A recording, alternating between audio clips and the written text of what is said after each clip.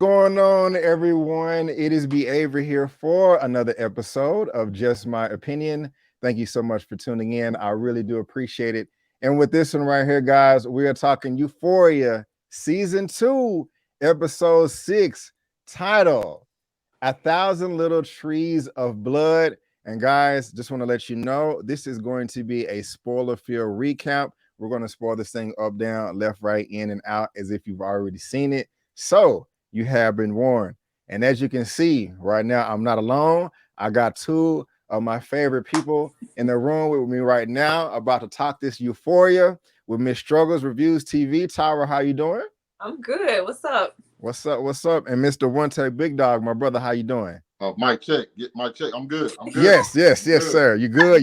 You're sounding crisp. You sounding clear. You're looking good. Faded up. I'm excited. You know what I'm saying? So, ladies, go ahead and shoot your shot. Yeah, hit them with this super chat. It's going to scroll down here at the bottom. You know what I'm saying?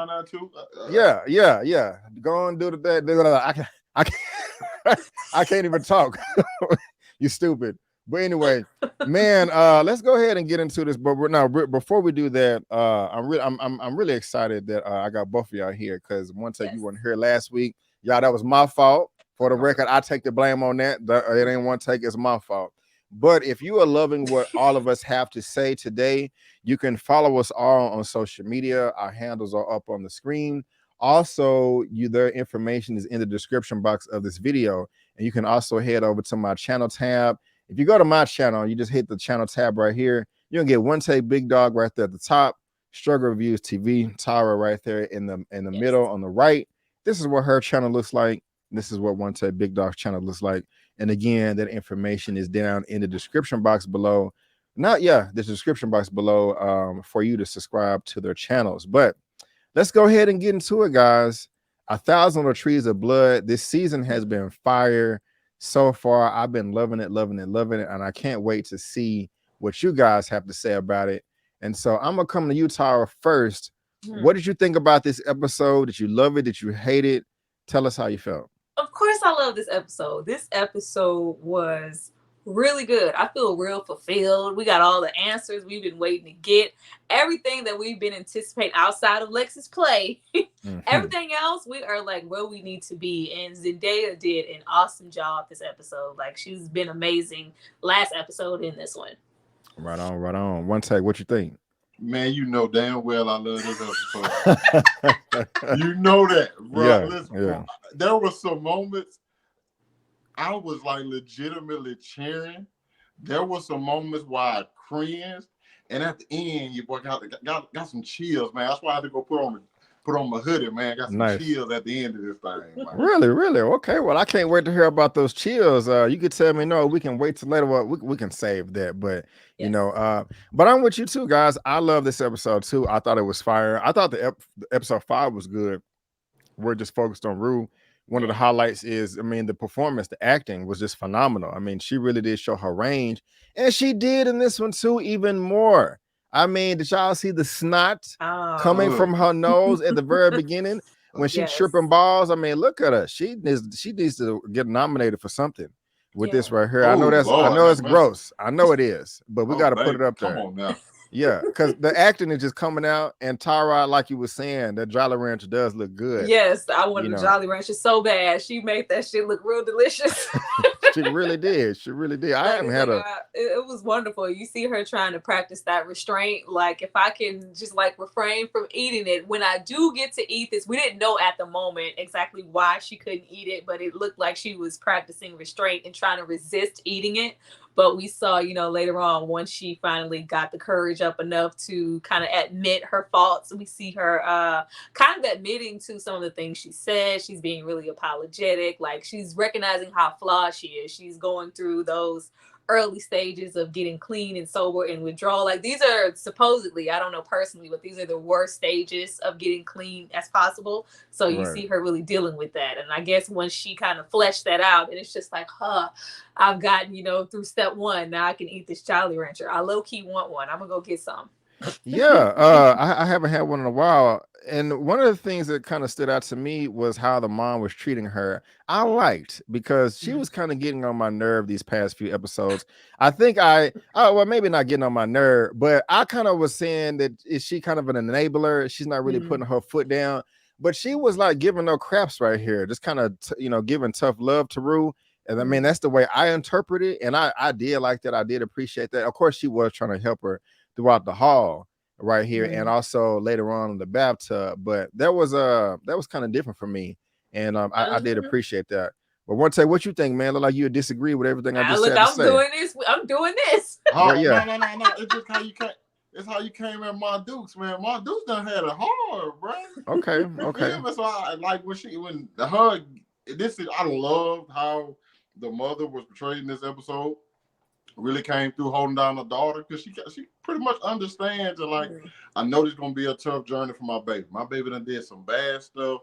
But I'm trying to get my baby right, and then Zendaya is phenomenal. Okay, the snot scene kind of reminds me of Viola Davis in Fences. Okay, when she had the snot going, you feel me? I was just like, And I don't really eat candy, but that Jolly Rancher must got something special in it. Okay, I don't know what it got in it, but apparently Rue needed it bad. She just holding off for it. And I'm like, the way she was able to emote in this scene simply for a piece of candy, bro. Yeah, bro, she was going through completely going through it, and I'm just like, you get completely immersed in that scene with her. The struggles in the bathroom, just seeing her mama have to like deal with it, constantly getting up at night, taking the bathtub scene right there. Just like, Rue, like you got to bring down this fever. Like her going through these withdrawals. We saw what they looked like last week with her trying to get back to drugs, but like this was just like, okay, I'm settling in, trying to like get off the drugs completely, and this is still terrible for me. Right. Now let me ask y'all this, because I'm curious. I'm on the fence. Do y'all actually believe her that she's trying to get clean? Because she got this Malcolm X shirt on right here, and I gotta just point that out. And this is where she's calling Ali, her counselor. He accepts her apology. She got this goofy smile, like, oh my God, like, how do you know it's real? And I forgot exactly what he said, but I mean, we all said, Zendaya is acting her behind off, and it looked genuine right here. I mean, there was nobody in the same room with her for her to put on a performance for. Yeah. And so with her emoting like this, using the OneTake's word, I kind of believe her. I want to believe her, but I'm not all the way there yet. OneTake, what you think, man? You think she for real, or you think she kind of playing out a little bit? I don't think she's playing it. I don't think her intentions in this scene are to play anybody. Okay. But just because that's not her intention, don't mean she can't end up falling back into them same patterns. Okay. I think Rue believes what she's saying. Yeah. But that still doesn't mean she can't go back. It's still possible for her to like relapse. We've seen it many times before. They even explained up like she's lied many times before. It just I don't think that is her intention right now. I think she like truly wants to get better, but once again, like the judge get the calling, man. Rue might pick up, So I don't know. I hope she don't, but I got you. We've seen it before. Sorry, what you think? You think she being genuine, or you think she playing the fiddle? No, to go back with the mom, because y'all spoke on the mom and her behavior, and you seeing kind of a change in her. I didn't see a change in the mom at all. I think that this is who the mom has been the entire time, which is why I liked when we get Ali coming into the picture and she calls. I think we saw the most change this episode in character as far as Rue is concerned. I saw Gia. Gia seems like she's, about to make that change into being the push. She can mean it all day long. And, she meant that apology. She meant it. She is, thinking with her sober mind now. So it's like, I'm regretting the things that I said to people, but that's just momentary. And I think that's why Ali was pushing so hard this episode to like, no, she needs to, the mom is still in the stages of, she's helping her, of course, with the bath and the whole thing, but she's still kind of pacifying her. She's like, no, we can't even speak that. Yeah. We can't, support her. No, Gia, don't say that. Don't make her think at any moment that we're not here. He's like, no. she still has to want this for herself. You can't, coddle her anymore. She needs to know that she's been disappointing you and this hurt. She needs to feel that sting. And mom, at this point, she's just not letting her feel that. She hasn't really just relayed how heavy this is weighing in on the family, on her as a mom. It's just all about really just saving Rue at this time, and she won't even speak anything bad, just period. It's just like, no, she needs to know these things, because if she doesn't and she just feels like every time she falls, you're going to be right here to pat her on the back and, get her back and all this other good stuff, then it's going to be even easier. She needs to know the impact that she's having on the family. So I saw the most change in Gia just, kind of being more expressive with how she feels about Rue. But I want her to want it. She's getting clean, she's going through that, but that's the easy part. What about later? What is going to keep you wanting to stay clean? It can't just be because your family is, here. She hasn't wanted herself. I don't know if she wants that yet. We're not sure yet, because this isn't her voluntarily like, okay, I want to get clean. I made this choice. She got caught, Right. Okay, well said. So I just want to make sure I understand you loving the energy from Gia, the sister, but you just wish her mom would have kind of matched that. She's still kind of, giving her that, and what she's going to do as a mother, you're going to do that, but you still have to admit Rue has been putting y'all through hell for a minute. Well, that's all you hear, because you was able to articulate that much better than I did, because that's how I felt one take, you know what I'm saying? And you wanted to bite my head off. I'm just like the mama, she just, she need to put her foot down a little bit more, you know what I'm saying? Okay. But I'm messing with you. Now, Tyra, after we watched episode 5, one of the things that you told me you wanted to see in this episode was more Ali. You was like, man, I hope we get Ali in the house. And slap him with that beanie. You know what I'm saying? He in the house with the big old Kool-Aid smile. Hey, you know what I'm saying? Now, I'm gonna be honest. I'm gonna come to you first, because you wanted this to happen. Yes. I was not feeling Ali in this first scene right here. He made me very uncomfortable. I didn't like him. He rubbed me the wrong way. What? I thought he was a bit intrusive. I look, maybe I don't know the depths of their relationship, and that wasn't on screen. But I just thought he was a little bit too comfortable coming over there with his tone and dialogue. Talking about, oh no, stay out the kitchen with your white, nasty diarrhea ass. I'm like, wait a minute, why are you talking like? And then he was like, you get out talking to the mama, you get out the kitchen too. You probably wash her ass. Yeah. And her mama like, okay, she reacted like I did. I'm just like, that was just a little bit too much. And then to make it worse is the way that he was talking to Gia. Like I'm just like, bro, like this. I mean, look, I know that your daughters and you may have been going through it too, and you're able to sympathize and empathize with this family, but this is still the first encounter, and you don't know them like that. Yeah. And so even him giving the bowl of tomatoes to Gia, talking about, hey, dice these tomatoes, I didn't like that, and I think he was getting really intrusive, talking about, hey. You have a right to get upset or you don't. And, and Gia's kind of like, bro, like, you don't even, I wasn't feeling none of it. Tyra, do you agree or disagree? Let me know. I loved it. I disagree. Okay.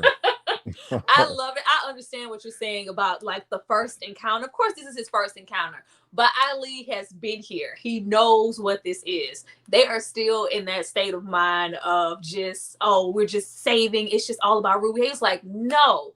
I'm coming in here. First of all, did you see mom when she I didn't even know she had that much hair when she started letting her hair down for dinner.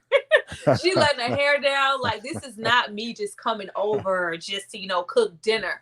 I think it was more so just to throw in their face, like, she's an addict. She has a problem. I feel like they have not really acknowledged the severity of where she is. Like, no, what? You get out of here. Like, he was doing a lot, but I like that he comes in there and it's just pure honesty, and he's pulling that out of them. It's like, not just, cut these tomatoes, but you cut these tomatoes, and it's okay for you to say that, you don't like your sister right now. It's okay for you to feel some type of way towards her. Every single episode, in the few that we do get to see Gia, her mother is cutting it down. As soon as she says anything about not caring for the sister and her shit that she has going on, like, I'm tired of looking. I don't want to look for her. I'm tired. It's like, no, you don't say that. You don't get to have those feelings. The only feelings we're allowed to have in here is supporting Rue, and that's it. And it's just like, no. we've been giving her support. Look at what look at where this has gotten you. So Ali is coming in like, yeah, it's okay to give her ass support, but she's also a funky ass addict, and we need to treat her as such. Get her off of that little pedestal of her just being rude, the 17-year-old, and we lost her dad. We all lost him. You didn't just do that. You're not going through this by yourself. Get your funky ass out the kitchen. Do you have I didn't have too much of a he was doing a lot, but I didn't have a problem with it. Ali came in there with them groceries like, I'm not only here to cook, but I'm here to get y'all out this comfort zone of, oh, we're just caring for Rue, and we need to walk on eggshells because we don't. And we can't even get there because that's the end of the episode. But she has them in that mode of fear, just like, okay, we don't do this. If we say one wrong thing and she doesn't get the help she needs, she's going to take herself out. We're worried about her hurting herself. We understand that, but you still have to think about yourself and your other daughter and, you as a parent, you as a person, and how much you all are sacrificing.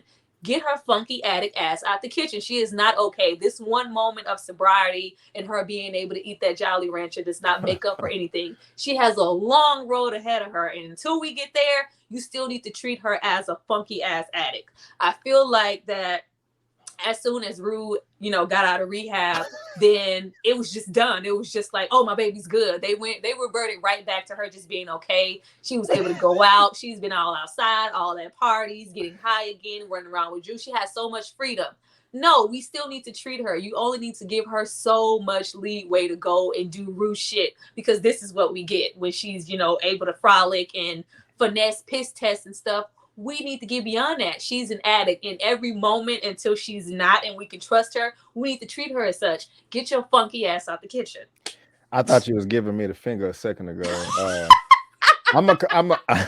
Okay, I got you, Tyra. I can't with you. I can't. I got you. My pimp daddy Ali came there with the smooth talk. I love Ali. You can't tell me. I'm gonna come back for you with a question, but I'm one take big dog. Who do you agree with? One take. Who do you disagree? Who do you agree with? Who you disagree with? Tell us how you feel about that Ali scene. Tyra, but just not the way she be putting it, bro. She just be ready to, you know what? Just throw Rue out Tyra. Let her go about her business. You want to go out there and be a crackhead? Go ahead down the street. Why not hang with other little crackheads on the corner? Lord, what a compassion! I understand. I need a little bit more compassion from you, okay? Now, I gotta disagree with you, even on the Ali point. Okay. I think I probably would have came in there just like Ali. Oh, you gotta. I'm slicing the tension. Everybody in here all moping. They uncomfortable. No, girl, get up. You finna help me cook this. Get out of the kitchen. You and her. And I think the moment he walked in and he introduced himself to Gia, he kind of knew what type of stuff she was on. She just in her phone. She just like, oh, another one. Oh, this Root sponsor. Why she still on? Why my sister still on drugs then? If you supposed to be a sponsor, why she still on drugs then? You ain't no good either. You know what? What's she supposed to do? What woman is comfortable with a man coming to the house just like don't know, like, hey, how you doing? You're like, that is a natural. It's a natural reaction. But go ahead, my fault. Go ahead. Yeah, I'm kind of just like you gotta knock the doors down when you meet people. I want you to feel comfortable with me. Like the moment you meet me, like if you didn't like me, boom, I'm gonna be so aggressive when I meet you. You'll be able to tell me, like, dude, should I back up off of this? So I'm like, I just want to get that established like immediately. And when I think he sees how G is reacting. So he's like, okay, I need to get the mom and Rue out of here because she already feel. It seems like she's shunned off already. Okay, so them two, y'all get up out of here. Of course, though. Of course, but she gonna be like that. That's what I'm just saying. That's why he has the conversation with her. And don't forget, he never pushed her. He never pushed her. Like when she said, she said she was okay. He's like, yeah. He's like, oh, I never said I didn't believe you. It's just like, okay. I just know it's tough for her in this situation too. And the mama, I mean, I think that was a little flirtatious too. You feel me? I think that man Ali got it on his mind. Yeah, you know what I'm saying. Yeah, the mama did seem interested. So uptight. She been like she has been washing Rue Funk ass. Like, you need to get up out of here. You feel me? Y'all go back and chill. Go watch the stories or something. Go put on some Wheel of Fortune, Jeff. I don't know. You feel me? Housewives or something. You feel me? So Okay. I would have came in exactly how Ali did. The same way. Okay. Well, guys, if y'all watching this right now in the replay, let us know in the comment section who you agree with. Your boy B. Avery or One Take and Tyra? Why you saying like that? Why you gotta be your boy? Why you saying like that? My fault. Okay, let me. Do you agree with Brandon Avery, myself, or One Take and Tyra? Let us know. You know what I'm saying? I'll be solo on this one. Do you think Ali was doing too much? Do you think he was a bit intrusive? Or you if Ali don't do it, who gonna do it? So now, the question I'm gonna ask both of this: if y'all was Gia, would y'all be comfortable with a man that you don't know coming at you the way he was? Be honest. If you was Gia, comfortable? No. Okay. No. Okay. I mean, no, but I just think about how much attention Gia has not had through this whole thing. And I think it's intentional, even though I'm sure she's been doing a movie or something. I think it's intentional how much we don't see Gia. We never see Gia. Everything, you got to remember, like for the past, probably since the father passed away, everybody's energy, as well as Gia and the mother, has been solely focused on Rue, making sure she's okay. If we're making sure she's okay, who's been taking care of Gia and making sure she's okay? Nobody. Yeah, and another thing, the reason you come in, well, you don't be comfortable with people initially like that, but that person shows you who they are immediately. So you know then, like, okay, even if once I do get comfortable with them, I know I can tell them anything. Yeah. Okay. Well, he came in like I ain't taking no shit. That's true. Like, I've been there before. Yes. And I know that they filmed this Euphoria a while ago. They're not filming it now while the show is premiering, but I got Storm Reed right here. I just kind of wanted to look this up. She is filming The Last of Us right now. And then post-production with all these three things right here. So I don't know. Just wanted to kind of throw that out there. But before we move on, is there any of y'all can hop in right now? Is there a particular scene in this episode that just stood out to you that you can't wait to talk about right now, or you want me to wait? You know, are you patient, or you just need to get it out? You know, I'm patient. I'm patient. Okay. Because I know we're gonna get there. Yeah, okay, all right. Yeah. Well, I can't wait because I don't know what it is. But again, y'all, I do want to know how y'all felt about the whole Ali and Gia. Loved it. Love Ali. So, okay. But next, y'all, we got your boy Nathan working out. We got the narration from Rue talking about he won the 15-year dick swinging contest with his daddy. Yes. Cassie is blowing him up. Maddie talking about she want to murder people. And looking crazy in the bed and all. It's a lot. And this was hilarious. This scene right here between Ethan and Kat. And I have to say, I have not been this satisfied in a long time. Just the way with the scene ended. Oh yes, the looks on your face. I was saying to myself, Ethan, I hope you switch it on her and you break her with her and you walk your ass out of there. And that's exactly what he did. I was up like, yes. Yes, fuck Cat, fuck you, Cat, F you, Cat. Ethan, yes, that's okay. But she don't know that though. You know what I'm saying? She don't know that. She over there like, oh my God, you're gonna break up with me? That's how she gonna be. You know what I'm saying? He won. Petty 9,000. One take. How'd you feel, man? Because the woman, we usually don't have people on our phones. He came over there. I think you're trying to break up with me, and then she got weirded and walked away. I love this scene for the reason I just gave. One take. Tell us how you felt, man. Tell us how you felt. I don't know. I love the scene. It's just I don't know how it made me feel about Kat because I never liked her to begin with. But go ahead. You said what? I never liked her to begin with. So go ahead. God damn, dude. My girl going through some stuff internally. She got some internal problems. That's the whole thing. Ethan has been nothing but kind to her. And you don't think there's a reason behind her just like completely want to break it off with him? And like I'm listening. You got no, I'm saying I'm listening. I'm listening to your yeah. Make sure. So you don't know how to tell somebody that. It's like, how do you tell somebody who's treating you perfectly fine, doing everything they can to make your life better? Like, hey, I'm dealing with something internally and I don't want you around.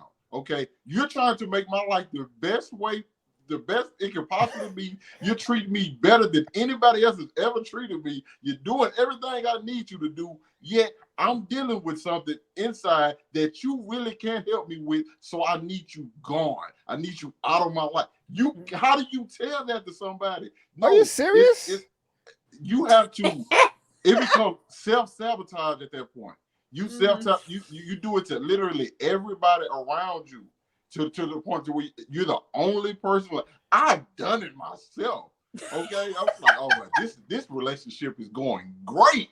Let me ruin it real quick. Okay, let me it's a toxic trait. Don't get me wrong, but it's like when you're dealing with it, it's not on that person.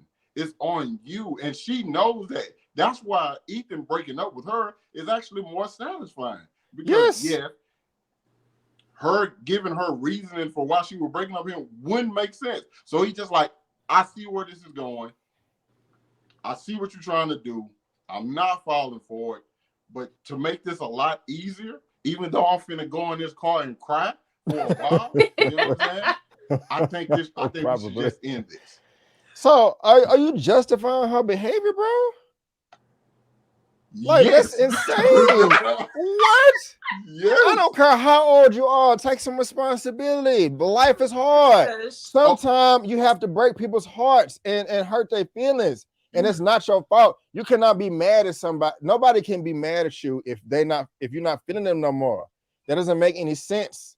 So just be honest. Like, look, you cool, but hey, it's just not working out. Hey, I got a terminal illness.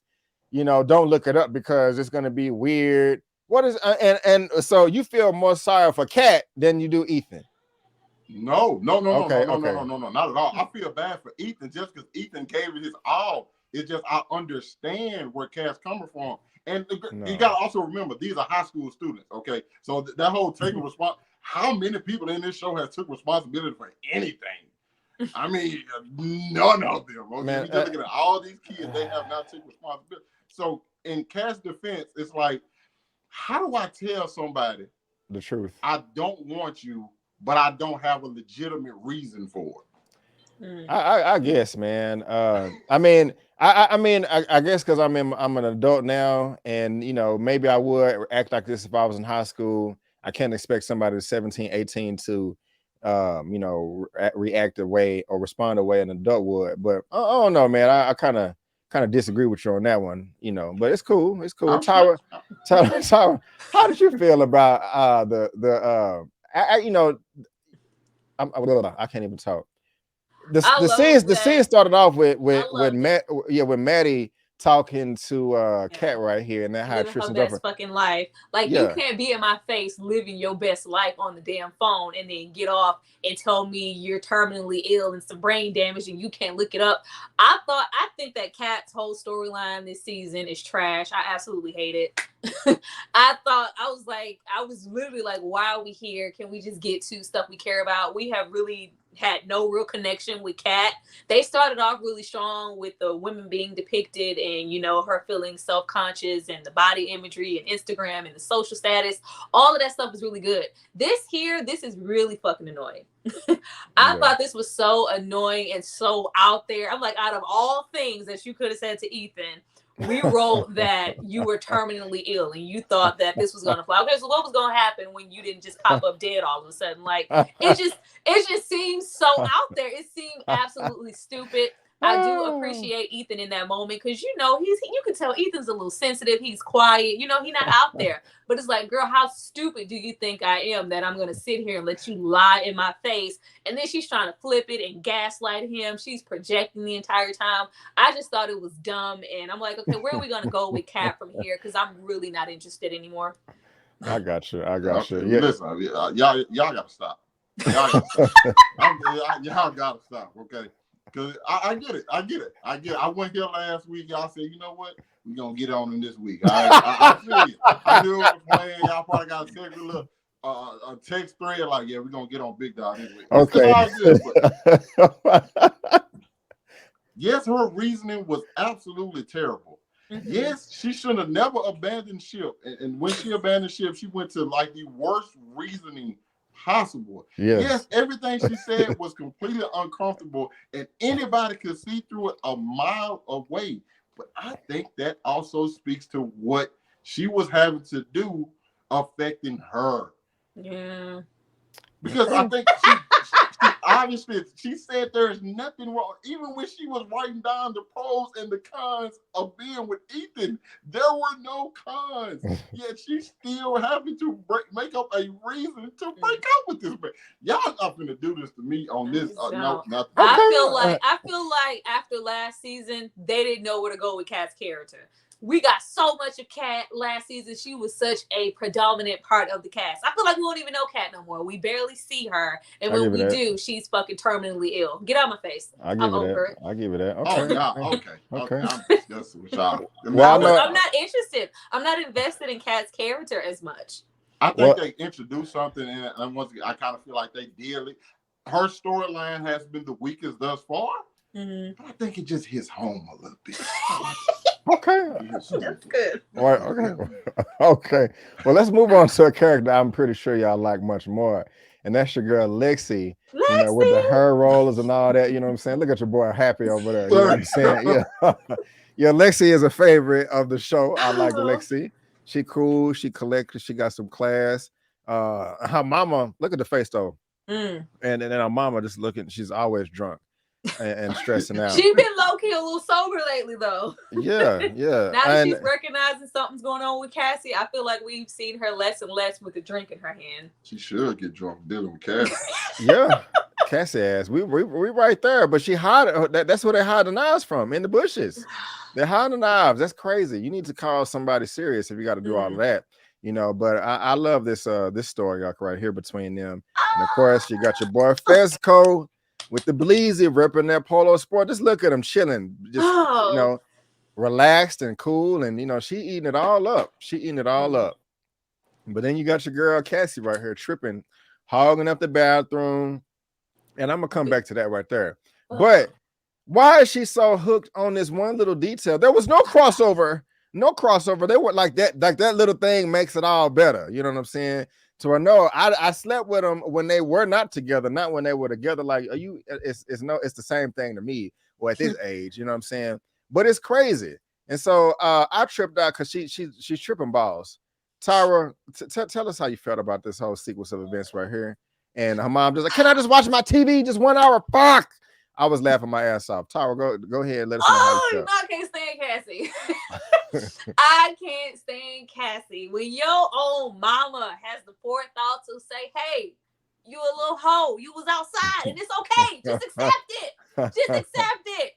Your own mother said, stop acting like this naive. This is the third or fourth, fifth person we've had in Cassie's face go, stop acting like this sweet, naive, innocent ass person. You are not that, and it's okay. She's trying so hard to be something that she's not and try to excuse her behavior. Like, you did it. Just accept it. Like, the world is not going to end if Cassie isn't a goody two-shoes. You were never that. She was never that from the very beginning of the show. Like, get over it. Like, you made these moves, whether or not they were together. This was still very much your best friend's ex-boyfriend, current, whatever. You did it and just live with it. And her whining and whimpering and just get out of my face. I can't fucking stand Cassie. She just makes me itch. I'm feeling about Cassie the way that I feel about Nate. And that's why they belong together, because they both just irritate my whole soul. Like, she's annoying. I love Lexi at this moment. I love Lexi. We cannot glide past Lexi having a whole date, because that was a date.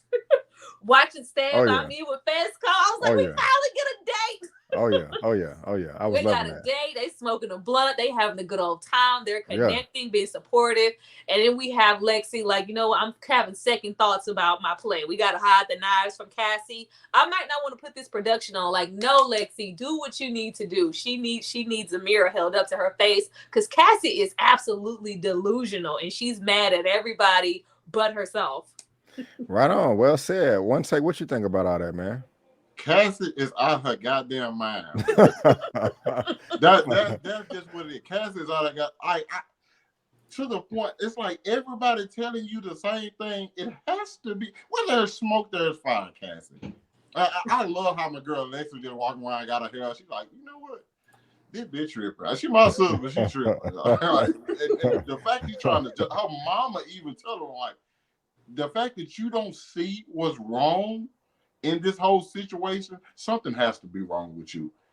Something has to be wrong. And one thing I loved when Lexi saw it now. This girl just got to trying to commit suicide. and Lexi walks in on like, yo, so that's why you was defending me. That's why you told him Fezco. That's why you told him Bay. That's why you told him, because you ain't you were messing with Nate. How long it's been?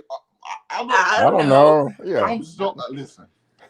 Tyra, I give you this. Because I was like, damn, Tyra ain't letting up off Cassie. I give her, Tyra has no leeway. She don't spare none of them. They do something wrong, throw them in the trash. Just throw them in the trash immediately. I'm just like, maybe Cass might do so. Maybe she might realize the error in her ways. Nope. She do the same thing. She wants to that look. She starts crying, and starts trying to put everything off on other people. I'm like, no, Cassie, this is you. You had sex with your best friend's ex-boyfriend. It doesn't matter. You're wrong. The time frame does not matter. And when we actually start asking you about the time frame, you get amnesia. I don't know. Shut up. You make me sick. And the thing I love that. She was like, was it before or after New Year's? And she was like, I don't know. Tyra, at that age in high school, do women start writing down on calendars when they have sex? Because I know that's first of all, if you got to write it down, it's an issue. Most of the time, if you writing down, you keeping a tally, trying to keep names and shit straight and days. Like, okay, he was on Thursday and such was on Friday. I don't make a habit of writing anything down. I don't know who writes stuff down, but if you're with that one person, and especially it's very calculated. They were linking up, every week on a Friday, spending the weekend. Y'all linked up. It was precise times because y'all was sneaking around. So when this happened. All the days she's just acting really delusional because her defense is, well, I didn't know him like that then. I didn't know he's different now. I don't know that Nate. I don't know what all of you are mad and you think he's such a sick person. He's so sweet. I didn't know him like I know him now. And Lexi's like, girl, he was talking shit about you all season 1. Exactly. And you're in love with this person? Like, you're delusional. But she just doesn't see it and she don't want to hear anything. But what I will give Cassie, and I don't give Cassie nothing. What I will give her, when she went in there and went off about Rue's ass, I was like, all right, Cassie's spitting facts. I will give her that. When she says, like, y'all are on my fucking case, but she's like, well, yeah, Rue's situation is different. She's had it harder. It's like, okay, well, yeah, her dad physically passed away. Mine's is gone too, and I had to see his ass, descend into the drugs and all of that, coming in here stealing. Why is Rue's situation more justified than mine? Like, that shit is selfish as fuck to me. And then she goes like, Lexi, if you had any fucking sense, Rue is a trash ass friend. I would have let her go a long time ago. I was like, I can't fight Cassie on that one. But here's the thing. Still whack. Yeah. Here's the thing. That had absolutely nothing to do with what the stuff Cassie did. I'm just saying. Okay. It did not. Of course, she was trying to reflect from her own shit, but she wasn't lying, though. She was not lying. Let me think of some way to get back at y'all. Well, Lexi, Rue trash. Yeah. Okay. You want to bring up Rue trash? Yeah. She's still trash, though. You're still trash. Look at that face. Really? The way you making it go, it's like going back and forth with the face. I'm just saying, I like what she I like what she said in that moment, because it's just like, okay, I'll be trash, I'll be that. She's not going to admit to being trash because it's Cassie and she wants so bad to just be the good girl, the good innocent person. But at the same time, y'all not gonna act like Rue is she's just so much better. She has her shit going on too, but you guys let her slide because somehow her arc is bigger than mine. Whatever, nobody's bigger or less, but the both of you are trash. Let's just. She deserved to get her ass kicked for that. I want Maddie to beat her ass the way that the Fezco whooped Nate in episode 1 of this season. Oh Lord. I would love to see that. I would love to see that. It's so violent. And you see that there is no like remorse on her end. She's not blowing up like Maddie, leaving her a message, you know, we've been friends. Girl, she is blowing up Nate's phone continuously throughout the episode. She don't give 2 fucks about Maddie. Yep. You know, in the bathtub, tripping, crying a little face mask off. Just drawing herself in that bed. Yeah. You are a horrible person, Maddie. Cassie. I hope you Cassie. My fault. Thank you. Girl, now what do y'all think about this relationship right here? Oh, that's the wrong picture. This is between Mom and Nathan right here. Marsha is out of it. She out and she fucking you know that ain't her name. You know that ain't her name. Yeah, she's smoking and drinking and they cussing and talking about this and she talking about she violent. I mean, he's violent. Now, one thing I really excuse me, I'm sorry. One thing I really did like is her talking about how she noticed the change in behavior from Nathan at years 8 and 9. I love that they had that conversation. Even though he didn't just open up and express how he felt, he tried to deflect a little bit. You know, I was like, oh man, this is when, you know, he found the tapes of his dad wilding out, you know, and he was embarrassed and just confused still at this age he's at now. I'm not saying that I kind of said I felt sorry for him in another one of our recaps, but it was a really sincere moment from her. Even the story of her saying, I remember when you was little, you know, when we was in the bed, you know, sometimes in the middle of the night, you would come in and ask for a drink of water. And sometimes I would just say yes, just to see if you would do it. And just the way that she was presenting that scene or whatever, you know, she was really hurt. Like, where did my little boy go? And I would ask your father, Cal, you know, hey, what happened? Did he get a concussion? Did he get hit in the head because he just darkened? You mean, you just darkened? Like, do you even remember those years? And of course he did. You know, he's never going to forget that. And that was just, I kind of felt sorry for her as a mother. I mean, she already was humiliated when the bomb was dropped in episode 4 when he was like, I fucked the man, and you know, when he was pissing on the floor, and then she's like, what happened to my boy? You know, you have all the horrible traits of your father, none of the good ones. You know, it was really touching to me. I forgot the order or who should go next, so I apologize.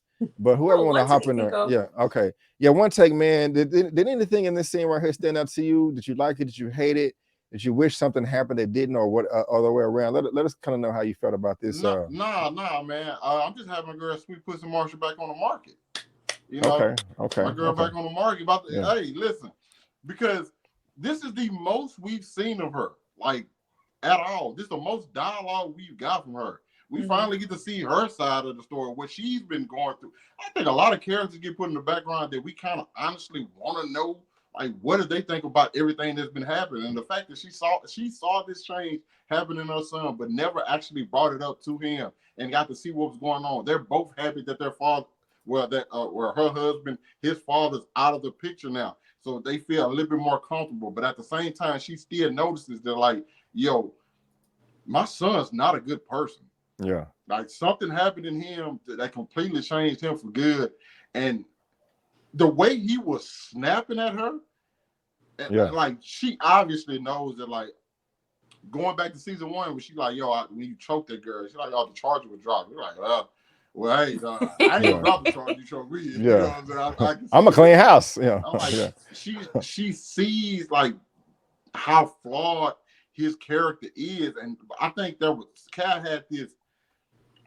I think the nice thing she saw about Cal was kind of like this protective shield that he kept covered. And plus, now that that's gone, he's probably like a full version of Nate. Nate, once he finally hit that switch, there was no protective cover. He just was that dog that he is, that savage, that evil human being that Nate Jacobs is. Man, that dude. That boy is the spawn of Satan, bro. Damn. Oh my Lord. Bro, he is some despicable. Like, for real. And I think his mama sees that. She loves him. Now, granted, they over there talking about the other brother behind his back. And the other child. Like, Aaron. Nobody gives a damn about Aaron. Bro, they mistreat. Now, granted, I said this before. Aaron is a little slow. Yeah, yeah. Aaron is a little slow. I don't think he got out. I think Nate obviously see it. His mama see it. She even talking about him. So, but I'm just like, damn, the mama even notices how bad this guy is. Yeah. But she also was like, hey, I didn't think the other girl was right for you. What's up with the little blonde? Yeah. Because Marsha, I feel like Marsha was a Cassie. Marsha was definitely a Cassie. Yeah, I can dig it. I can dig it. She's like, yeah, let's see what's up with her. I like the honesty too that she was saying, like, oh yeah, Maddie was the type of girl that would have a kid just to spite you. You know what I'm saying? Like, you know, and it is true. I just like the honesty and all that. So yeah, well said, my brother. Did you hear, I hope I didn't cut you off. Oh no. Oh, okay. Tower. Yeah, break it down. I love that Marsha is unleashed this whole episode. I was absolutely, first of all, I want to know where the fuck Cal went. I would love to know where he is. Yeah. Like the fact I was getting somebody and how excited they are that he is gone. Like it was like, whoo, a weight is lifted off our shoulders. They are having the time of them. She's cooking and singing in the kitchen. Like we have never heard her speak this damn much. Right. She is having a good time, and I love that we actually have them. They're kind of like bonding over the fact that he's gone. Like, okay, now that he's gone, now I can finally, you know, speak freely about stuff that I've seen, I've noticed of you as the son. Like I was really like low key, like, well, damn, Marsha, you kind of could have been done this. Like you can tell, like she's been watching everything and just really being silent. I still feel like she knew a whole lot more about Cal's situation than she's letting on. Now, of course, she doesn't maybe know about the disc. But of course, all the sexuality and all the other extra stuff, she knew about it, but she's just been complacent for so long. And I hate that it took for Cal to have a whole breakdown and leave for her to be like, yes, like now I miss, you know, when I was in high school, I was a bad bitch. I was just out there. I'm just like, she's just living her best life. But it's just like when she freaking said like, yeah, like when she came and, you know, you pulled her to the side at the corner. I was like, yeah, that's my boy. I was like, really, Marsha? Yeah. Marsha has been watching. She's been doing the whole Lexi thing. She has been watching everything, being really quiet and just doing this. And it's just like, yeah, you're not slick. I know more than I let on. You're not, you know, you haven't been shielding my eyes from anything. I know what kind of son you are. I know you fucking choked her. It's like they dropped it. Yeah, whatever, nigga. You choked her. I know you did it. I know you did it. I always knew you did it. I just, you know, I'm going to protect you as my son. But when we get into, you know, that darkness and that shift in him, I was like, wow, so she does not know about the disc. And I was hoping at that moment he would go like, you know, I was exposed to this at this age. But I think that it's a little early for that. And he's not ready to admit certain things about himself or how he really feels after watching that for half of his life. So it was like, damn, I really wish he would reveal that. But I like that we're getting that common bond. I'm like, damn, y'all really don't give a fuck about Aaron. Nobody cares. That was kind of messed up. I love the bond there though, and I like that. Like it's like a weight lifted because I thought it was going to be a shift and them maybe like worrying about Cal, but not Nate because he don't give a damn. But I thought maybe she might be a little lost. I'm like, you know, what does this mean for my family? Is he coming back? She's like, no, fuck that nigga. Yeah. I love it. I'm happy that we're getting more from her, and hopefully this could mean something because I don't think his relationship with Cal is salvageable at all. I think it's just been so much damage there. I don't think they can go back. But I think as far as him and his mom and how cool they are, it's like, oh, calm down. You're acting like a teenager. Like, boy, shut up. I'm free. I've been under restraint since fucking high school with Cal. I deserve to, you know, just be out and be free and cook and sing some involved in his kitchen. Leave me alone. You know? But I think he needs that. He needs some type of real relationship outside of the mess he has with Cassie and Maddie. He doesn't have anyone like he doesn't even have friends anymore. He don't deserve he used to that first season. You know, he used to have McKay, but he's burdened and alienated everybody with his sick ass behavior. He is alone. He needs somebody like his mother. Maybe that'll be the person that he confides in and kind of confess as to why he's really so goddamn messed up. And we haven't even got there to his sick ass behavior, but we are. And I do agree with you, Tyra. I just thought about this. I would have loved to see how Aaron was reacting to this as well. They should have included him in the scene with the mother as well, just to see, you know, two sons, completely two different experiences getting the truth from the mom. That would have been dope as hell. Yeah, because he doesn't know anything about the disc or anything. He just knows stiff ass Cal. That's still my dad though. So he's looking at them like, what the fuck y'all got to be so happy about? Dad is gone. It's pissing the floor. Like he's super confused. You know, like who gonna clean it up? But it's still there. Yeah, that's gross. I know, you know, that house stank. You know what I'm saying? No, but I like you. I love the bonding, and their relationship is going to grow. But I think it would have grown even more if he would have just put everything out there. Yeah, it like you said, it would have been a huge weight off of his back. You know, his mom would have had clarity. She would have even opened up to him more. I mean, she'd already letting him drink and letting women just come to the crib. We're gonna talk about that. I'm like, what kind of shit is this? But anyway, she letting that happen, drinking and cussing. Ain't no way in the world I could cuss like that in front of my mama without getting 30. It ain't happening. It's just like my mama don't even like me saying ass or damn around her, let alone some mother effers and stuff. You know it's just crazy though. It's like watching this, but how do we feel about Marsha as a parent? Like if none of this would have happened and Cal would have continued to be Cal, she knew, you can tell she peeped something's been wrong with her son. She was just gonna let it keep going. Like that's a little shit. I think it's one. I think any for the most. Well, I don't want to assume coming to conclusions, but if your child goes through what Nate just went through, whether he's despicable or not, I think that you're gonna let the leash off a little bit and let your child, you know, just kind of do what they need to do to relieve the stress, whether it's drinking, smoking. You know what I'm saying? I'm just saying, like, if hear me out one take. If I'm just saying, if I have a 17-year-old son, well, because then that's putting me in the bad seat. Let me take myself out of it. If I'm on the outside looking in, and there's a son catches his father porn tape or him having sex with everybody, I'm not gonna trip if that boy is out there and he want to wild out a little bit. I can look at him and I can understand where he's coming from. But she doesn't know the extent of all the shit that he's done. He's a really damaged ass person. That is true. I meant just drinking. Like if you would have said something prior, maybe we could have salvaged what good of Nate that we had, because he's a sick ass individual. Won't say stupid. I don't want to. I don't want to use me as an example. Hey, if I'm out there.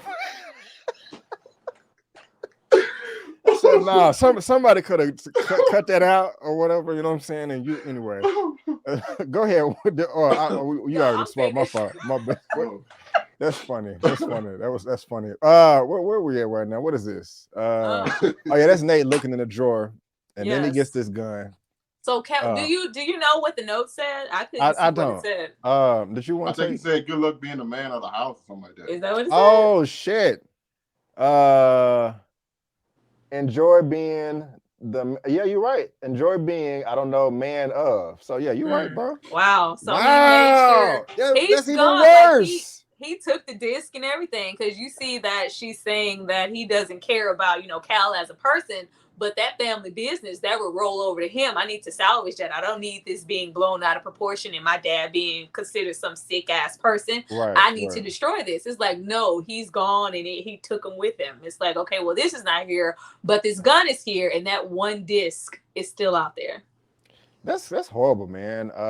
That's kind of a sidebar. That kind of reminds me of that movie with Elton John, where I know you've seen it one take. I think we talked about it. It was a Elton John biopic. And the guy from Kingsman was Elton John. Yeah. Okay. Rocket Man. And he was Elton John was successful. He went back to say hello to his dad. His dad had remarried, had kids, and Elton wasn't even like in his face, but the father was a shitty father. And all he had to do was just be like, "Hey, I wasn't a good dad. I'm sorry. I see that you're well off now. Good luck. I love you." He was still being petty, rubbing in his face. I love my new boys and I love you. You know what I'm saying? That's horrible. Yeah. And I feel that Cal is being petty just like that, with leaving these little sticky notes talking about, good luck be the man of the house. I mean, at least you can say is I'm sorry. I'm a low down deadbeat dad, But I mean, he's not gonna do that. But no, Cal is sick. You know, at that moment, in his whole rant, he never apologized. He equated his whole family to shutting down his dreams with his little wrestling boyfriend. Like, this is not our fault. You made the decision to be here and create this family, but he's not there. I can't wait to see where the hell he is. Hopefully, we get him laying on the beach with a man. With his ass beat afterwards. Boy, laying in a ditch. That's all Cal deserves. Right on. I feel you. How y'all feel about what Tara, you thought she was trying to shoot her shot at Maddie? I really did. She makes me uncomfortable. I'm sorry. Wow. I feel like she sees herself in Maddie and she recognizes that, but all of the unzip my dress, let's have a drink in the pool. Where is your husband? I feel like she's waiting on an opportunity to catch Maddie slipping and make her move. Like, back up off of Maddie. I do agree with you as far as you saying that she thinks she sees herself in Maddie, but I didn't put it together that she was trying to get at her. No, she's a little too close. Back up, lady. One sec, what you think, man? What you think? Man, that woman just trying to be a mentor. Okay. She just like kind of taking her under her wing, letting her know, like, bro, all that stuff that's going on right now don't mean nothing. Right. Okay. Yeah. I did exactly what your friend did. Look how my life turned out. Yeah, I was about to say the same thing. Yeah, we in my pool right now. Yeah, we chilling. Okay, don't worry about all this stuff. You and your friend might never make up. Okay, your friend terrible. Doesn't matter. Your friend might go on and have a good life. You have to just get over that, get past that, because you're in high school. I think a lot of these, as dramatic as a lot of these events are in these kids' life, a couple years down the line, like, man, high school was wild. Y'all remember that time so-and-so did it? It ain't gonna matter. Yeah. It ain't gonna, and I think she's trying to like get Maddie to realize that. Now, I do see a little twinkle in her eyes when she's talking to her. Really? I think a little twinkle, huh? Now. I could be wrong, but look at her. Look at her face. She's like gazing at Maddie. Yeah, that's a gaze right there. I don't know. It ain't a drunk gaze? Okay. A little tipsy gaze? They had one bottle of wine. That looked like some little champagne. That didn't do nothing. Okay. We're going to see when the husband come home, see if she try to get him to draw. Oh, we're going to see. We're going to see. We're going to see. Okay. And, now your girl, she's high. She's high. You know, that's nice. They start holding hands. I'm kind of, did y'all want them to kiss? Yes, I was waiting. I was like, Fezco, go for it. Lex is not going to do it. Yeah, okay. That's my boy. Yeah. That's my boy right there. I got you. Yeah, they feeling each other. I'm liking all this right here. You know, I'm liking all this right here. So hopefully that pops off right there. Yes. What we got right here? I think this is Jules. I don't know why this picture's out that's of order. when Rue said, fuck all that. I don't want to talk about them right That's now. Right. That's right. I heard you laughing too. That's right. She was like, yeah, that's right. But now we got to get over to the snakes. You know what I'm saying? There's always a snake in the grass trying to get over on you. It's your girl slow motion of Faye going out there. This dude don't even know what cooperating means. Man, hold up, man. I mean, I'm not the smartest thing in this. I don't know what that means, but I am helping the cops. And Faye knew what the word meant or whatever. And she, oh God, I'm repulsed when I see her. But this seems like it's gonna get serious. It seems like Ashtray gonna come through and have to kill somebody else. Gosh, she looks horrible. I was confused at that. Like, did he? Because I know he saw it. Like, does he know what's going on or not? It wasn't really confirmed, but you saw that Ashtray's always there. Ashtray always looking at. And no, and I ain't gonna throw no shade at Fezco, but Fezco just be chilling. Yeah. He does not ever be on high alert. He's always expecting the best out of everybody. Like, no, Ashtray watches everything moving. I don't trust nothing moving. Look like he didn't want Faye there. He didn't want he'd be looking out for their best interest. Like, this is all a domino effect. She shouldn't have had her ass there in the first place. And then you tie yourself with this rat who doesn't even know what the hell cooperation means. Like, no, I'm just helping the police. Like, he's warning her, like, I'm about to come in here wearing a wire to try to get him to confess to murdering Mouse, and I don't need you nowhere around when I do it. Like, hopefully Ashtray shut that shit down, because we can only depend on Ashtray. We'll see. What you think will happen between all this one take? What are your predictions? We just not gonna zoom past the fact that Fez and Lexi probably was the best thing to happen in the episode. Go ahead. My boy just cheering, okay? You feel me? My boy here motivated. what I don't see. I don't see that side of Fezco. You know, see the drug dealer. You know what I'm saying? Yes. My boy Fezco like, hey man, if you make a movie like Stand By Me, you ain't got nothing to worry about. Yeah. She was over there thinking, maybe I shouldn't do it. Maybe I should go do some rewrites. Nah, babe, chill. Let me sit over here, smoke this blunt. Me and you gonna laugh and cry together. You know what I'm saying? I got you. Go do your thing with this play. I'm gonna handle the stuff in the streets. All right, we're gonna be good. Okay. Now, to old dude. Tyra, I do understand. Fez is real. He's super chill. But I think him allowing Faye to stay at the crib actually benefited in this instant. Because you think she's gonna tell him? Old boy would they would never have any clue as to what old boy was planning. I think Faye seems like she like been in the game for a while. You know, she probably been doing heroin since she was about 15. I look at it, you know what I'm saying? But that takes her, you know, telling him like, hey, this is what's going down. Do you think she's gonna tell him what's going on? Yeah, I don't think you put that in there without that actually happening. Because him coming, she like, yo, this dude took me in when like I needed somewhere to go. Like this was your man's, and now you working with the. I think she kind of like had like a street code of her own. Like, no, you don't talk to the police, bro. Like, what are you doing? Of course, she didn't tell him when she got back in there, but I think she went in there, took a shower, and probably realized like, man, if this dude come in and tell Ashtray and I knew something about it, Ashtray found out, Ashtray gonna kill me. So wait. So she knows that Ashtray killed Mouse? I don't think so, but we've seen when even when Cal I don't see why not. With how forthcoming this idiot is with information, I feel like he would have shared it with. I feel like at this point she knows how much she's been in the home. Yeah. He talked too much. I mean, he already talked to the cop. So I don't think it's gonna go down. Yeah, granted, I was nervous. I'm like, damn, the police are already looking at my boy, and like he got Cassie. I mean, he got Lexi in the crib already. So yeah, I'm and if something goes down, you know he gonna take the heat for Ashtray. He's not gonna go like, you know, well, this was that. He gonna take the heat for Ashtray. Let's not do this today, okay? Let's not do this today. I'm just saying. I think you're right though. Evil people getting all free and then locking my boy Fez go on. We can't have all that. That's true. I'm just saying one take. Okay. We don't want Fezco to get locked up. That's the last thing we want. But we got to look at the severity of the situation. Fezco is a drug dealer. He is the sweetest little drug dealer, and we can see more than that. He could go off and do a regular 9-to-5 and have a whole new relationship with Lexi and be his best person. But this is the life that he knows. So if something pops off, because he didn't say like, oh yeah, we're cooperating. He's like, no, they came to me and said they know we killed Mouse, but I told them it wasn't me, and low-key it's them, and now I just have to prove it. Like, some shit is about to hit the fan, and if it does, he is going to take the rap for Ashtray. He's not letting Ashtray go to jail. I can't wait to watch the next episode with y'all. I can't wait. I was awake on that part, but here we go. So what we got next? Yeah, she going to go take a shower, looking awful. Take as many showers as you can. But I mean, for real.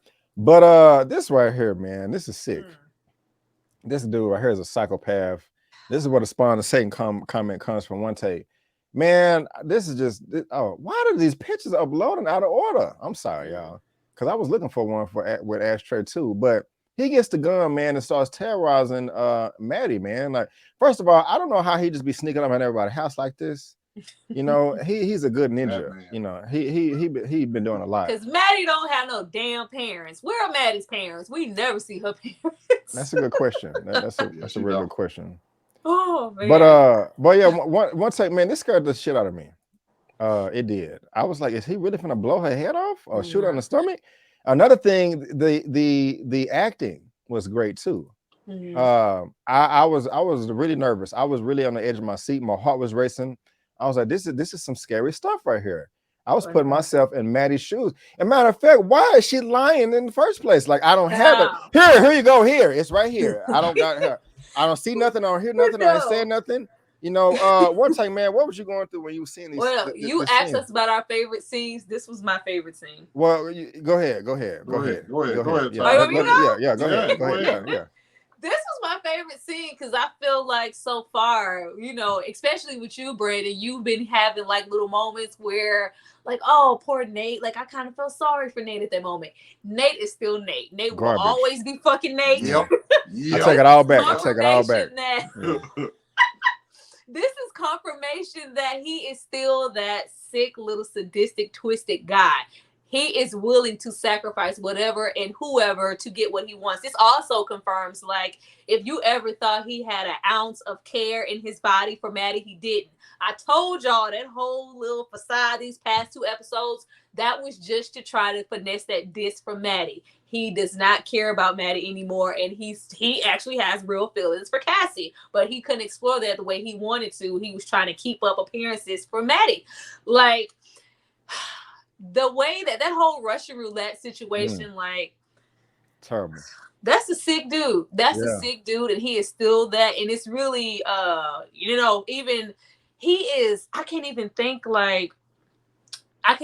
the correct term for what he is. Like, he has like a whole psychological ass problem because the way that he's a psychopath. The way that he can switch up and go from, you know, calm, little whatever, and then he can be one way with her and be another way with Cassie, and he just put blinders on, like, oh no, I don't know this person. He's one way. Like, I think that's his true self. And we see him make moves after that, like with the disc and the whole Jules situation. So on one hand, it's like he wants forgiveness and he wants to move on from his dad and kind of be a changed person. But it's like, no, you can't do that. You've been sitting in this boat of this fuckery of a person that you've been for so long. This is the only way you know how to really conduct yourself. You couldn't just come in with Maddie. And though he said, you know, I know her better than anybody else or whatever, that was the only thing you could think to do to get her to hand over that disc. And her retarded ass. You know Nate more than anybody. If he asks you for a fucking disc and he's holding a gun, hand that shit over. Yeah. At that moment, I was like, ooh, One Take was right. She went and gave that disc to Jules. It's just like, no. Because we knew it was going to end up with Jules in some way, shape, or form. And who better to give it? Because they you know, formed a friendship. But it was like, no, you really sat there and let him take a chance at taking your life, whether it was bullets in the gun or not. So you could hold out on a disc. Girl, are you retarded? Like, she's fucking losing it. I couldn't believe she did that. I thought she really didn't actually have it, but you wait until after 2 to 3 shots to say it's in your purse. This is a crazy person. You don't fight with crazy people. You just give them what they want and back away. Yeah, exactly. Before I come to you, One Take, right before they sat on the bed, she was like, I love you, Nate. I love you. I mean, what was that about? Was that genuine, or she just trying to get away from the gun? Man, he got a gun on you. I just want to make sure, but go ahead, man. The floor is yours. Bro, I keep the tone up. I don't care who it is, bro. That could have been somebody I've been beefing with for years. Like, man, I actually never felt that way about you, man. I always thought you was a great person. You are like, the world misunderstood you, man. You the best kind of person there is, man. Don't shoot me. Please don't shoot me. What? Well, I don't know what it is, but I think all these, they chasing this image because Nate, Maddie, this scene was so uncomfortable. Like, man, her, from the moment she started saying I love you to him bagging her up, like, he moved her stomach with the gun to sit on the bed late. Bro, he started pulling the trigger up to his head while simultaneously kissing her. Yeah. Now I get it. I think she was probably thinking, this is the only thing I have. Okay. Mm-hmm. But I'm with y'all. As soon as I saw the gun, I would have hit it with that as quick as I possibly could. Ain't no damn way I'm holding on to that. Here you go. You want me to wrap it up for you? Yeah. Some gift paper or something? No. Bro, Nate has to be one of the most disgusting. Nate is a villain. Mm-hmm. Like, that's what he is. He's not a bad person. He is legitimately. Wait, do y'all feel like Nate is beyond Cal? I feel like Nate. Yes. I'm just checking because it just seems like we excuse it because it's like he's a spawn of Cal. This is all Cal's fault, and he has surpassed Cal in a whole bunch of ways. Now, the mama said that too earlier too. The way Maddie reacted after that, like she curled up. Mind you, she was already. I like the fact, and this was early in the episode. I like the fact that they showed that she was depressed. Because I told you, I said she's going to be mad as hell at Cassie, but she's also going to be hurt because of the two people that did this to her. And so she was just kind of like chilling, trying to get it off her mind. And boom, the guy she was in love with comes in, pulls a gun on her for a diss, and like threatens. Like she saw her life flashing before her, and when she curled up, I just really, really felt sorry for her, because if we really looked at all the characters around, Maddie does not have really anybody to just truly fight for her. She's been tough all on her own. And that was one of the things, like a lot of her friend group around loved about it, because she was the one who would like take defense for them. She has, like, this is her weakest moment, and she has really nobody there to like, hey, good point, bro. Put a shoulder around her. You know, I feel terrible for her. Yeah, y'all think she just gonna take this lying down, or you think this? Because she's such a fighter and she's such a spiteful little person.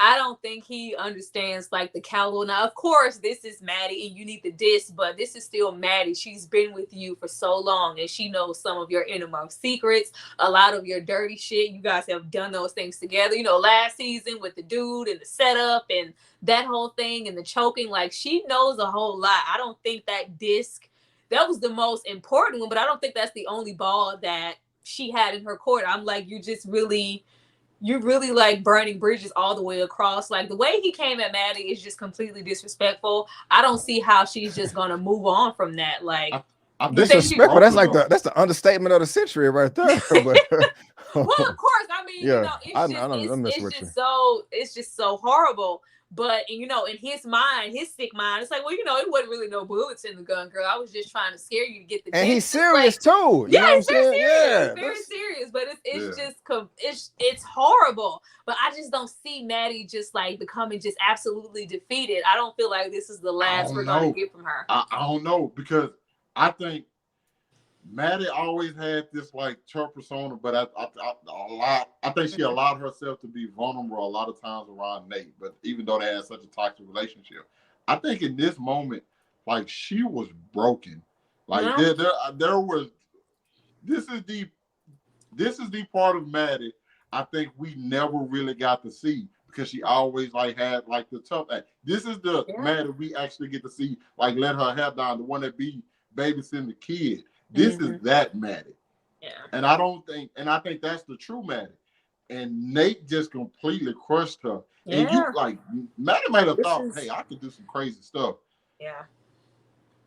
She thinks she can do some crazy stuff. This is confirmation. I think the confirmation that like, damn, he really doesn't care about me anymore. He's really like, it's to the point where you're comfortable enough to come in here and threaten me with a gun and put it to my head. Like, she's really crushed. I hope she's just not defeated though, because I love Maddie. I love, her whole little. I was hoping, I'm like, girl, you was sitting on that disc too long. As soon as Root ran out, you was supposed to put that shit on YouTube or something. Like, she was holding on to it and thinking and being all, pinky in the brain. Like, girl, you held it, but no. But it was Jules. He knew, because he's like, I know what this is. I know exactly what's happening. That's why he waited all the way to the end to even return Cassie's call. Like, I need to handle this first, because as soon as Maddie has the opportunity, she's going to use that one disc against me, against my dad, against my family. I need to get that back, and I don't. Uh-oh. She kind of froze. We got Tyra. You still here? Okay, there we go. Okay, you froze for a second, and you muted right now. I don't know if you're still trying to talk, Tyra. You're muted. Are you? Oh, maybe she did that on purpose. Tyra, can you hear us? Tyra, can you hear us?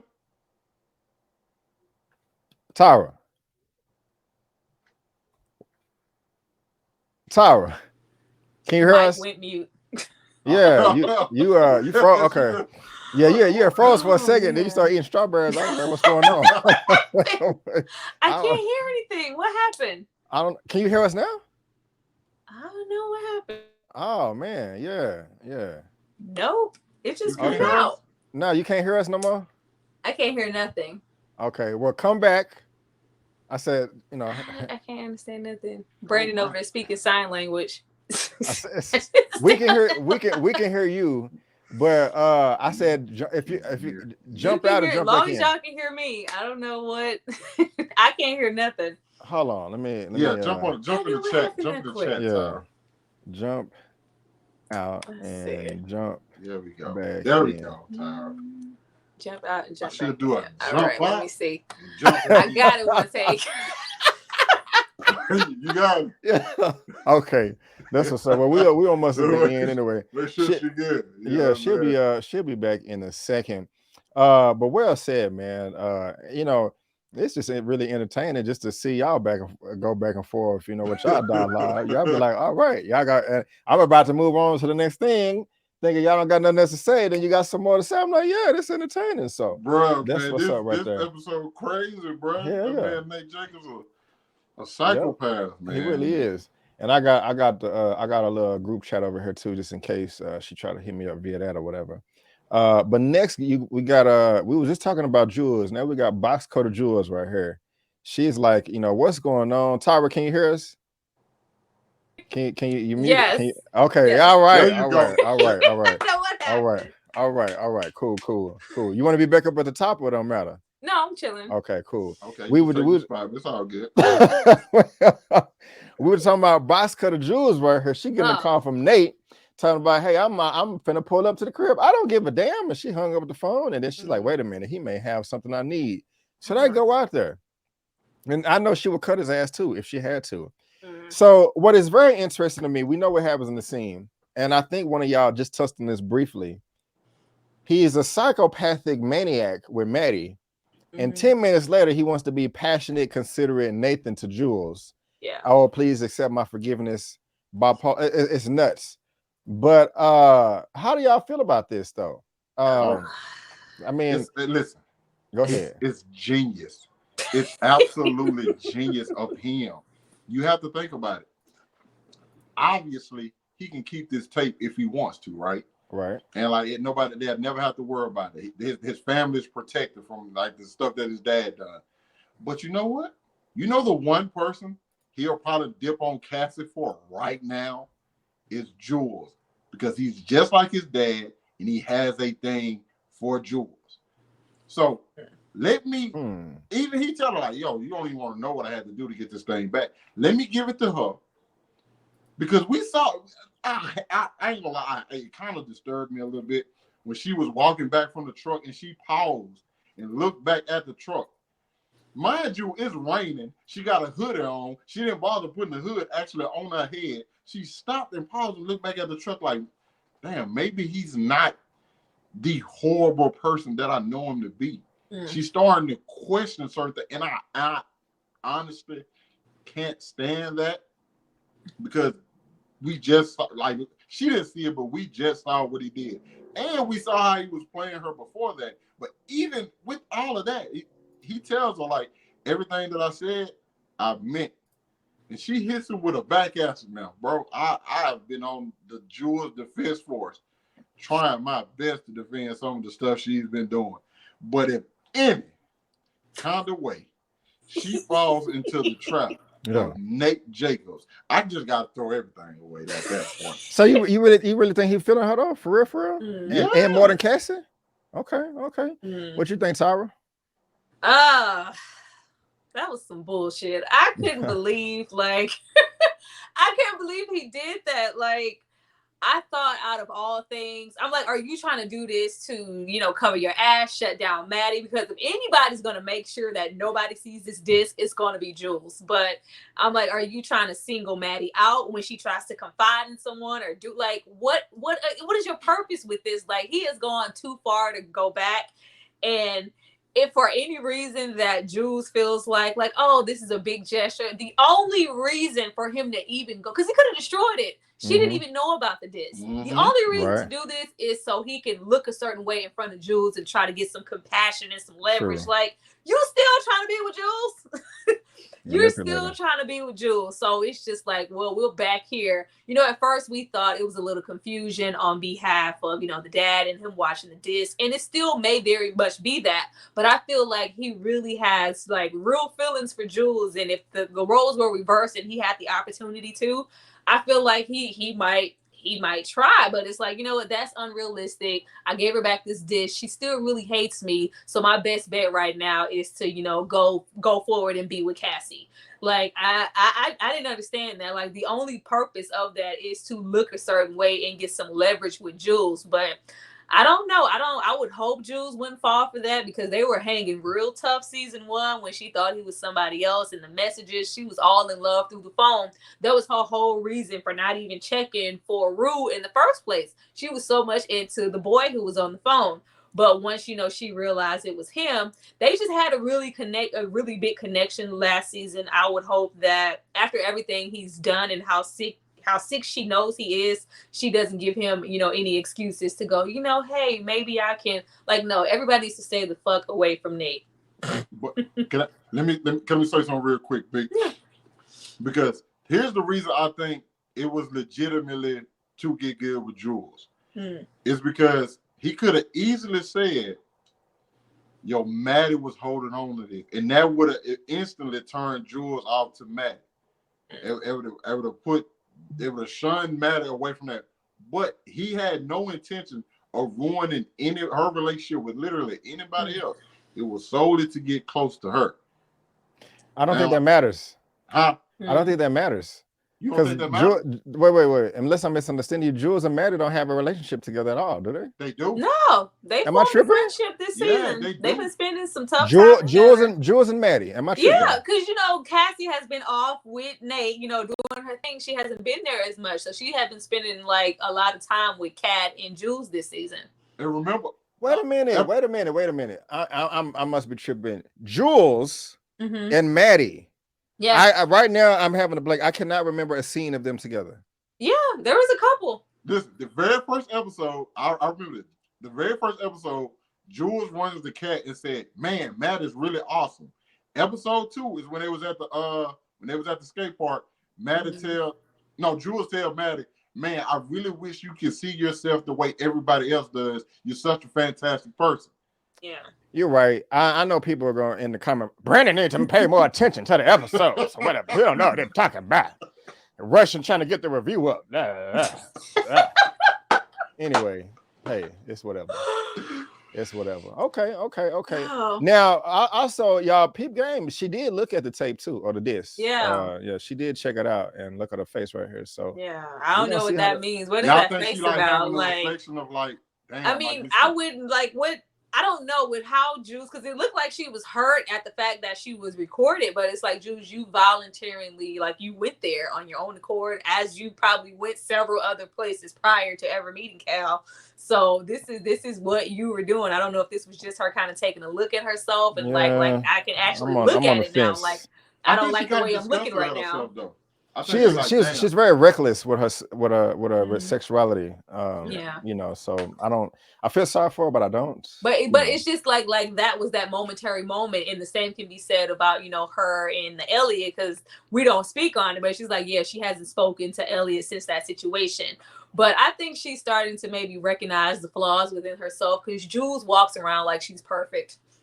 I love it. I love that reaction too. One take. I love it. You don't want to court. Yeah, I love it. And so, and here you go. He finally calls her after 117 missed calls, and she just pops. I mean, like, just the level. It just makes me mad. Such a despicable person has so much power over the simpleton over here. Hey, I'll be at your crib in 10 minutes. Pack a bag. I love you. I love you too. I mean, she follows like a little puppy dog, man. This was disgusting. And then why are these parents letting their kids out the house with suitcases? Are you serious? Not just the suitcase. When we hit the end, we see it from Lexi's perspective. It's like that whole little side of the room is stripped. Like you about to go move in with Nate. I don't know what's going on, but comment y'all. Like, did y'all mom and dad let y'all do this when y'all? I mean, it's multiple households here and no communication. You know, like Cassie looked like she was about to say, "I wish you would say something, Mama. I'll knock you out." You know, that would have been entertaining. But anyway. Look at her, just she is in heavenly bliss right now. Look at her for this moment, hun. That weak ass fight, that little slapping on. Yes. Shut the fuck up. I can't stand her. I can't stand her. What are you hitting him for? Why are you trying to show any resistance? You're not going any fucking where, Cassie. This is what you wanted this whole time, for him to claim you, choose you over Maddie, for you to be the number one. Not only that, but his mother is ready and willing to accept you so much that you can just move into the house and be in the bedroom and way to go, son. That's the one you need to pick. Like, I don't get it. I don't understand it. You would hope that this is what Cassie finally got what she wanted. Now the only question is this really what Nate wants, or does he have some secret agenda and he's trying to get to Jules again? Oh, you really know he got some secret agenda. He just trying to bust one off real quick. I mean, I'd be surprised if it was genuine.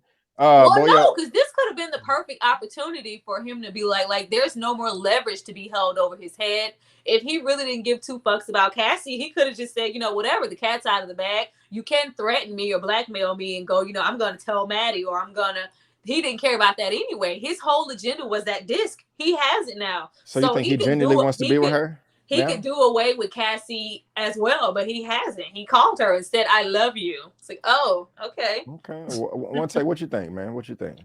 Yeah, I think he really do care about it. Like I said, only person I think seeing him separate from Cassie to be with would probably be Jules. Also, sure, he got some in-house now, boy. He gotta go out nowhere. Not the in-house. Moms ain't tripping. Crazy. I mean, crazy. He was beating up brains in not too long ago, and they just downstairs listening. So listening. Right. Marsha gonna be next door listening right now. Oh, I miss those days when I was out there like Cassie. It sounds good in there. Mom's gonna get ratchet. Mom's gonna get ratchet. I already know mom's gonna get ratchet. Already. Yeah. Well, guys, I can't stand Cassie though, bro. Like, well, nobody can. She's trash. She's trash.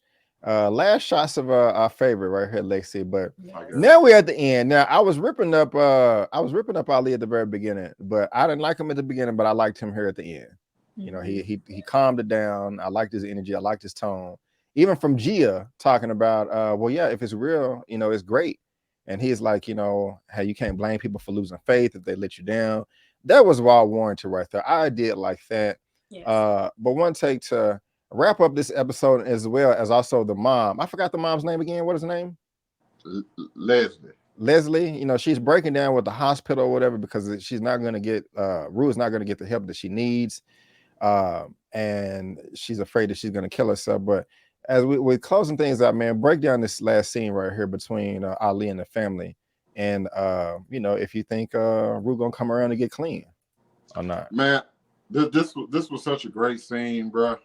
Because you get to see a different person's perspective and kind of check the mom in the sense of like, yeah, no, man, we have to.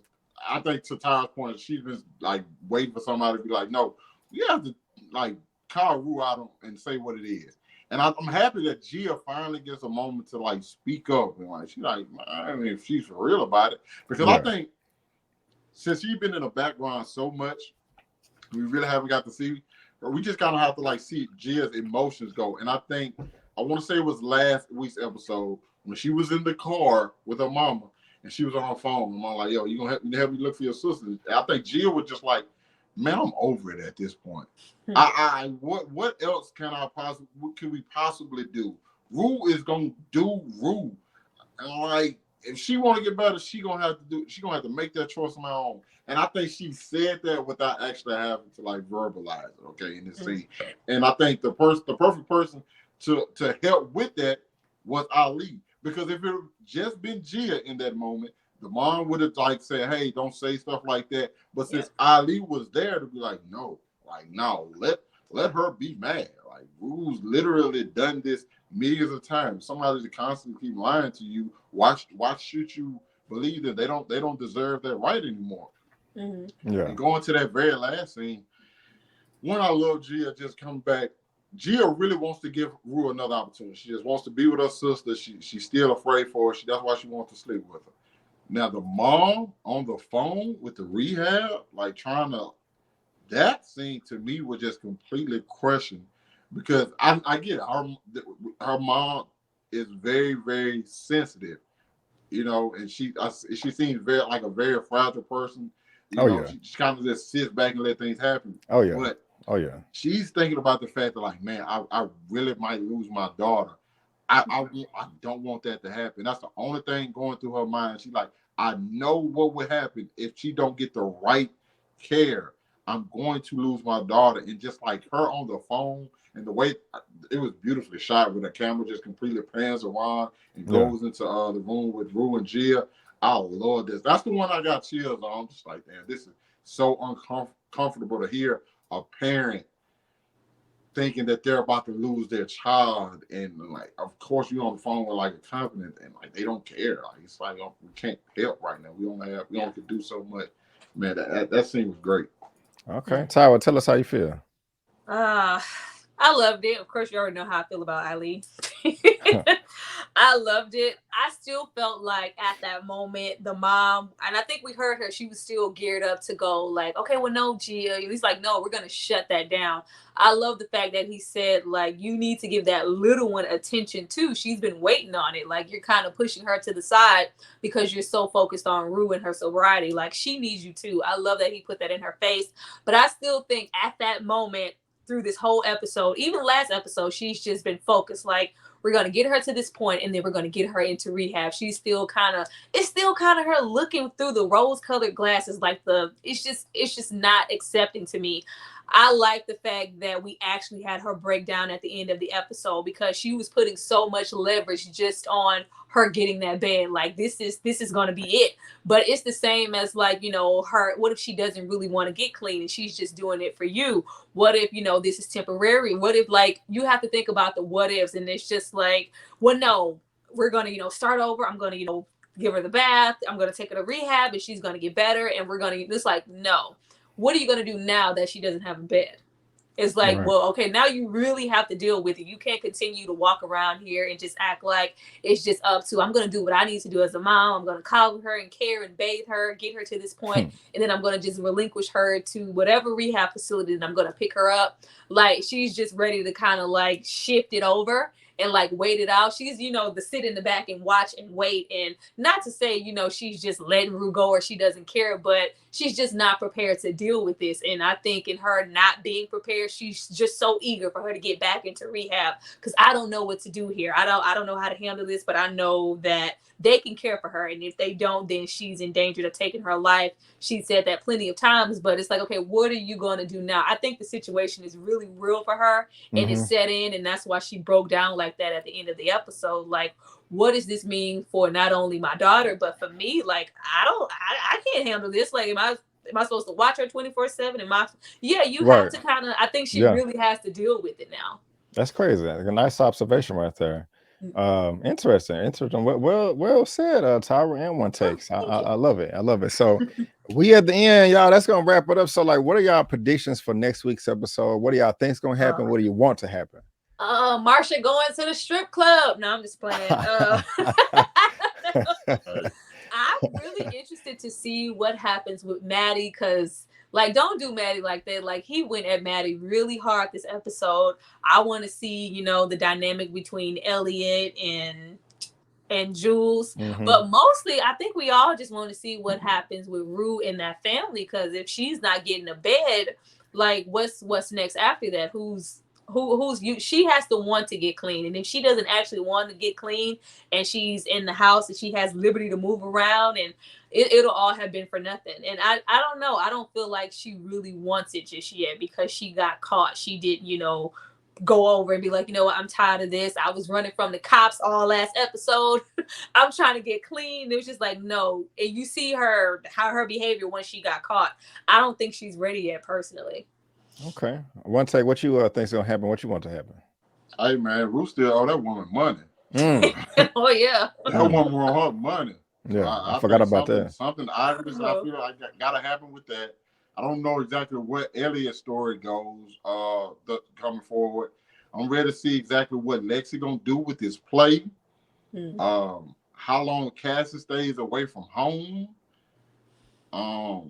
If Fez gonna get took down by like the cops and stuff, and how that whole situation gonna play out. Cat probably not gonna be in no more. I think Cat probably might be done. Like we might not see it. I don't think they're gonna do pretty much anything else with her storyline as far. But yeah, I think the biggest things is Rue gonna have to get them people their money. Yeah. Cassie and Nate's relationship, and my boy Fezco. Lexi gonna have a successful play. She gonna get out and realize Fez done with the jail. God damn it. So this is what I want. This is what I want. We'll see. This is what I want to happen. I want Cassie to get her ass whooped by Maddie. I would love to see that. I want Cal to get his ass whooped, and I want Nathan to get his ass whooped again too. I want somebody to pull a gun on Nathan. They gotta get shot. I want to see. I want Ethan to hold his head high and proud. I want him to take a date to the play, and I want Kat to see it and get jealous. Yes. You know what I'm saying? And a matter of fact, I want him to have two women, one on each arm. You know what I'm saying? Walking in, bro. You know, Brandon want all the smoke. All the smoke, all the petty. She did it to him on purpose. Man, bro. I don't care, man. That's so whack to me. A terminal illness, you know. No, usually I would have just happy if she just like, I don't like you no more. I'm moving on. No, with that case, like we didn't physically see it, and I refuse to believe that all of those drugs, anybody, even her mother, looked at that and went, "Yeah, we about to flush it all." Do you think it's actually flushed? No, I hope no. Yeah, I do because if it's not flushed, then they can give it back to her. I think she stole it. Like if I find that kid with all them drugs, granted, probably like, hey, we finna sell it. But no, I'm just saying, you find all them drugs, like where could this have possibly came from? And you already found out your daughter was on drugs.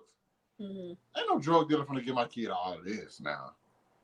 They done stole this from somewhere, and if I get rid of it, won't nobody know. I don't know.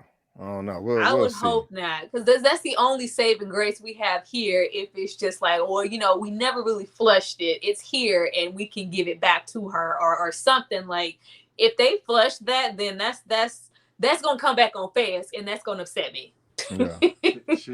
Stop saying stuff like that. It's already bad enough my book got the cops on it. No, every time Rue is in a bubble and some shit with some drugs, it always comes back. And I always think back to her even being introduced to her was courtesy of Fezco. Like, I hope not, but who else is going to save her? Who else has any money? Who else has any pull? You think no. It wasn't Fezco's fault. No, it wasn't. Yeah. It wasn't, but who's gonna save Rue in this moment when that woman comes looking for her money? Remember, Rue got snatched up. They got snatched up out the car. Yeah.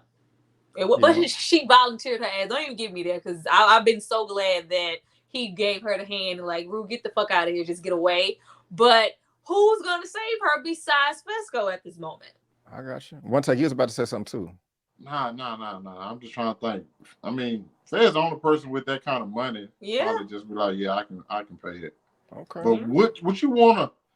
I wanna say $8,000. It's somewhere. It's either 8 or 20. Somewhere between 8 and 12,000. I believe it was 10. And last episode she gave her 2,000 and some jewelry. So.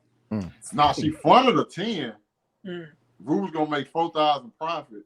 And she's gonna make 7,000 profit. Rue gonna keep 4. The other lady's gonna get 3, so it's gonna be 13 for her. She gave her 2 last episode, so she owe 11. Damn, I forgot all about that. Well, guys, 1,000 little trees of blood. This episode was fire. We all loved it. We are very passionate about it, and we all cannot wait to see what happens next week on episode number 7. For Euphoria. And before we head out of here, Tyra, I'm gonna come to you Mhm. first, ma'am. What do you have going on in your channel right now that you would love to promote to Oh, the good I people always out got there? stuff going on my channel. Of course, we have the paid reviews that's always coming down the pipeline. I just reviewed Lowdown Dirty Shame for my celebration for hitting 4K, so that was good. Whoop, whoop, whoop, I whoop. will be reviewing her Monday, Love that movie. and I will be reviewing Who's the Man. So people are paying, and if y'all want to come by and check it out and like and pay for your own stuff, that's always good. But come through and support. The Bill Cosby documentary is always a good watch. Go watch that too. Just watch all my stuff. Right on. And guys, just again, she's gonna have her own separate video. You are of Yes. Euphoria as well. So after you check this out, go back to her channel and check that out as well, because I'm pretty sure she's gonna add some more lovely commentary to her opinion of this episode. One Take Big Dog, my brother, what do you have going on your channel right now that you would love to promote to the people out there? I also have my own solo Euphoria review. Y'all go check that out. It's Valentine's Day weekend, so I know a lot of y'all lonely people don't be sitting in the house just watching movies. So I'm gonna give y'all a couple of recommendations. You know what I'm saying? I've been watching a couple rom-coms. I got the new one I'm watching right now on Peacock, the Marry Me joint. Got one on Amazon Prime called I Want You Back. I know a lot of y'all probably gonna be feeling like that on February 14th, missing somebody. It is what it is. Just come chill with me on Valentine's Day. Watch me review these rom-coms, give you some good recommendations. Sit back at the crib, chill, eat some ice cream. You know what I'm saying? Crack. It's all good. Already. It's all good. It happens to everybody. You know what I'm saying? Y'all have to try again next year. Appreciate it, my brother. Just a few different movie reviews, a couple anime reviews coming out Sunday. Yes. And a couple trailer reactions. Got a couple of those coming on the way as well. Already.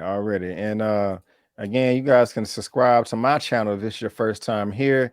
I got a couple of movie reviews, spoiler movie reviews, my movie news roundup show. Gonna be having number 50, not today, because when you're watching this, but next Sunday.